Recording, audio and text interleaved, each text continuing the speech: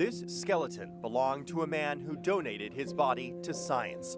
Now students inspect the skeleton after digging it up from a wooded field at Western Carolina University near the Great Smoky Mountains. I've always thought about working at the Smithsonian. I'm still trying to figure out what exactly I want to do, but definitely somewhere along the lines of a professor or a crime scene investigator. Trying to go to med schools, so this is a good, everybody goes like bio or chemistry, so this is a good way to have that hands-on experience with a cadaver before you even get to med school. So I'd love to be like a chief medical examiner. Now, we're not going to take you inside out of respect for the recently deceased. There are about 20 people inside there. Some of them have been there for years now. We also witnessed 3 recently deceased men. Now, they are placed here in the woods, and since they've just been recently put there, they are in fresh stages of decomposition. While we won't show you the bodies, we will show you the care these students took in taking precise measurements.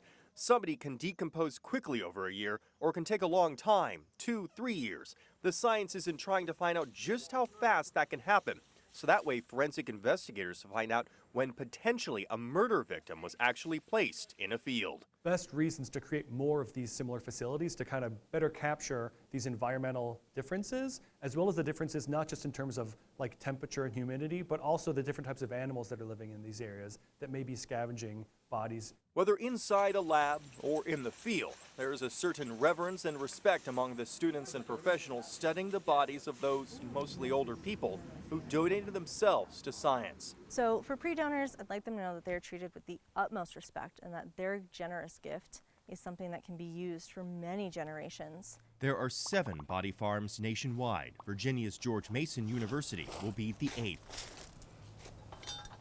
A fence surrounds this Manassas field, protecting it from prying eyes and some scavenging animals. As of a few weeks ago, several human bodies lay out in the open of this wooded area. So many times cases have just gone unresolved for years, multiple years, and the families never know what happened.